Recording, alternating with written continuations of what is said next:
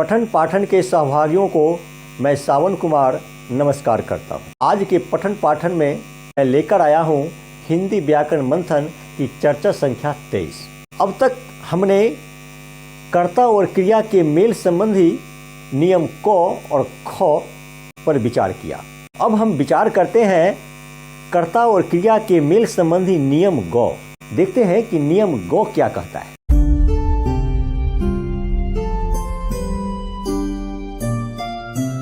नियम ग कहता है, वाक्य में यदि भिन्न भिन्न लिंग और वचन की विभक्ति रहित अनेक कर्ता आए हों तथा वे और जैसे संयोजक अव्यय द्वारा जुड़े हों तो क्रिया बहुवचन पुल्लिंग में रहेगी।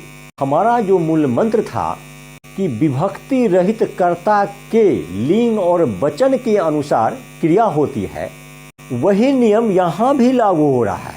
इस वाक्य में भी लिखा गया है विभक्ति रहित अनेक कर्ता, ऐसे कर्ता जिसमें विभक्ति नहीं हो और वह भिन्न भिन्न लिंग और वचन के हो।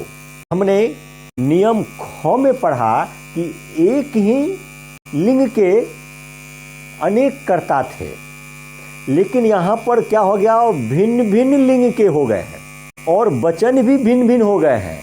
तब क्रिया का क्या रूप होगा उस पे हम चर्चा करते हैं। और इस चर्चा के तहत ये होता है कि यदि विभक्ति रहित कर्ता भिन्न भिन्न लिंग और भिन्न भिन्न वचन के हो तो क्रिया बहुवचन पुल्लिंग रूप में होती है। जैसे लड़कियां और लड़के गाते हैं। देखिए यहाँ पर लड़कियां बहुवचन में है, अगर एक वचन में होती तब भी क्रिया बहुवचन में भी होती, लेकिन यहाँ लड़कियां बहुवचन में है। लड़कियां और लड़के, लड़कियां स्त्रीलिंग में है, लड़के पुल्लिंग में है। एक से अधिक लड़के भी हैं, एक से अधिक लड़कियां भी हैं, तो बहुवचन बहुवचन हुआ और ये और संयोजक अव्यय से जुड़ा हुआ है। यहाँ पर और भी हो सकता है, तथा, एवं, व, कोई भी संयोजक शब्द हो सकता है। और ये बहुवचन है तो एक वचन भी हो सकता है, ये भी बहुवचन है तो एक वचन भी हो सकता है। तब भी क्रिया बहुवचन पुल्लिंग में ही होगी यदि उसमें भिन्न लिंग के हो, एक स्त्रीलिंग हो और दूसरा पुल्लिंग हो। तब एक ही लिंग का अगर होगा तो उसी लिंग के अनुसार क्रिया होगी, जैसा कि नियम ख में पढ़ा मैंने। और इस बात पर भी ध्यान दीजिए कि ये लड़कियां और लड़के कर्ता हैं। कैसे? हमने पहले पढ़ा था कि क्रिया में कौन लगाकर, कौन गाते हैं, लड़कियां और लड़के। यहाँ पर लड़कियां और लड़के कर्ता हैं और इसमें विभक्ति कुछ नहीं है, इसमें कोई विभक्ति नहीं है। इसीलिए ये क्रिया गाते जो है बहुवचन पुल्लिंग रूप में आई है, क्योंकि लड़के पुल्लिंग में है, लड़कियां स्त्रीलिंग में है और बहुवचन बहुवचन ही हुआ, इसलिए बहुवचन में अनुस्वर लगा के बहुवचन रूप दे दिए।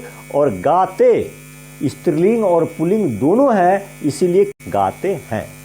उसी तरह से गायें और बैल चर रहे हैं। गाय स्त्रीलिंग में है, बैल पुल्लिंग में है और दोहरा जुड़ा हुआ है, इसीलिए इसकी क्रिया रहे हैं, रहे पुल्लिंग रूप हुआ और है पे अनुस्वर लगाए हैं, इसलिए बहुवचन हुआ और रहे भी बहुवचन का प्रतीक।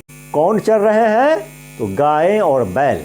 यहाँ पर गाय और बैल जो है विभक्ति रहित करता है, इसमें विभक्ति नहीं है, इसीलिए गाय और बैल मिलकर के बहुवचन पुल्लिंग रूप का दिया गया। उसी तरह से एक बकरी, एक गाय तथा दो घोड़े चर रहे हैं। देख लीजिए, एक वचन में बकरी, बकरी स्त्रीलिंग में है, एक गाय स्त्रीलिंग में है तथा दो घोड़े बहुवचन पुल्लिंग में है।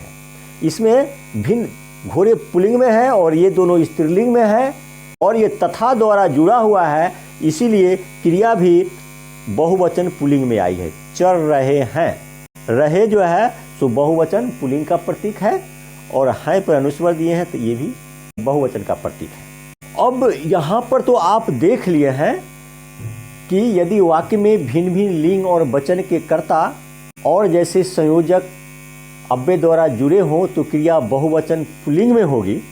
इस पे व्याकरणाचार्यों में मतांतर है, इस मतांतर पे भी चर्चा कर लेते हैं, लेकिन मतांतर में फंसना नहीं है। हमें यही मान के चलना है कि अगर भिन्न भिन्न लिंग और वचन के कर्ता वाक्य में आए हो तो क्रिया बहुवचन पुल्लिंग रूप में होगी।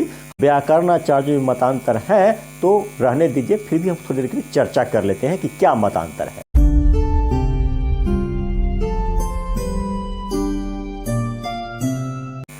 अब इन वाक्यों को देखिए, अशुद्ध वाक्य है। तो लड़के और लड़कियां गाते हैं, ये कामता प्रसाद गुरु जी के अनुसार ये वाक्य गलत है। उनका कहना है कि यदि भिन्न भिन्न लिंग और वचन के कर्ता वाक्य में आए हो तो क्रिया अंतिम कर्ता के लिंग और बहुवचन में होगी। तो यहाँ पर लड़कियां स्त्रीलिंग में है तो क्रिया भी गाती हैं होना चाहिए, कामता प्रसाद गुरु जी कहते हैं। इसीलिए उनके मुताबिक ये वाक्य गलत है। लेकिन दिमसित महोदय के अनुसार ये वाक्य सही है। उनका कहना है कि यदि भिन्न भिन्न लिंग और वचन के कर्ता वाक्य में आए हो तो क्रिया अंतिम कर्ता के लिंग तथा बहुवचन के अनुसार या बहुवचन पुल्लिंग रूप में हो सकती है। तो उनके मुताबिक ये वाक्य सही है, लड़के और लड़कियां गाते हैं। इसीलिए शुद्ध वाक्य में हम ये कर सकते हैं कि इस लड़कियां को पहले कर दें और लड़के को बाद में कर दें। वही बात यहाँ शुद्ध में लिखे हैं, लड़कियां और लड़के गाते हैं। इस लड़कियां को पहले कर दिया और लड़के को बाद में कर दिया तो लड़के बहुवचन, लड़के पुल्लिंग में है तो गाते पुल्लिंग में हो गया। और लड़कियां और लड़के और द्वारा जुड़े हुए हैं तो क्रिया बहुवचन पुल्लिंग रूप में होती है। ये वाक्य सही हो गया। या अगर वैसा नहीं तो आप लड़के गाते हैं और लड़कियां भी, ऐसा भी लिख सकते हैं। तो ये जो है सो व्याकरणाचार्यों में मतांतर है। हमें इन मतांतरों में नहीं फंसना है, सिर्फ इतना ही ध्यान देना है कि यदि वाक्य में भिन्न भिन्न लिंग और वचन के कर्ता आए हों तो क्रिया बहुवचन पुल्लिंग रूप में होगी। और ध्यान रहे कि जहाँ तक संभव हो भिन्न भिन्न कर्ताओं के अंत में पुल्लिंग कर्ता का ही प्रयोग करें। इससे हम व्याकरणाचार्यों के कुपभाजन से भी बच जाएंगे और हमारा वाक्य भी शुद्ध हो जाएगा। वही बात मैंने ध्यातव्य में लिखा है। ऐसे वाक्यों में बेहतर यही होगा कि पहले स्त्रीलिंग पद का प्रयोग कर बाद में पुल्लिंग पद का प्रयोग करें और क्रिया का बहुवचन पुल्लिंग रूप दें।